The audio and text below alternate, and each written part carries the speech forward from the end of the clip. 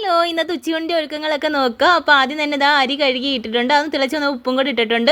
പിന്നെ വൻപയർ കുക്കറിലേക്ക് ഇട്ട് വേവിക്കാനായിട്ട് അതിൽ കുറച്ച് ഉപ്പൊക്കെ ഇട്ടിട്ട് വേവിക്കാനായിട്ട് വെച്ചു. ഒരു വെടിക്ക് രണ്ട് പക്ഷി എന്നുള്ള രീതിയിൽ ഇതാണ് രണ്ട് ചാറിൽ കുറച്ച് തേങ്ങ എടുത്തിട്ടുണ്ട്.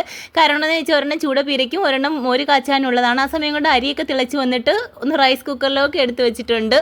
ത്തേക്ക് കുറച്ച് കാൽച്ചൂടയാണ് കിട്ടിയത്. ചൂട കിട്ടിക്കഴിഞ്ഞാൽ എപ്പോഴും നമ്മുടെ പരിപാടി എന്ന് വെച്ച് കഴിഞ്ഞാൽ പീര വറ്റിച്ചെടുക്കുക എന്നുള്ളതാണ്. അപ്പോൾ അത് ചെയ്യാനായിട്ടുള്ള തയ്യാറെടുപ്പിലാണ്. പിന്നെ ഇതാണ് നമ്മുടെ കരിമീൻ കഴിഞ്ഞ ദിവസം ഞാനൊന്ന് വെട്ടി വെച്ചാണ്. അപ്പോൾ അതിൻ്റെ വീഡിയോ മീൻ കട്ടിങ്ങിൻ്റെ വീഡിയോ ഇട്ടിട്ടുണ്ടായിരുന്നു. അപ്പോൾ അതിന്ന് ദാണ്ട് വറുക്കാനായിട്ട് അരപ്പ് പുരട്ടി വെച്ചിട്ടുണ്ട്. പിന്നെ മോരൊക്കെ കാച്ചി വെച്ചു.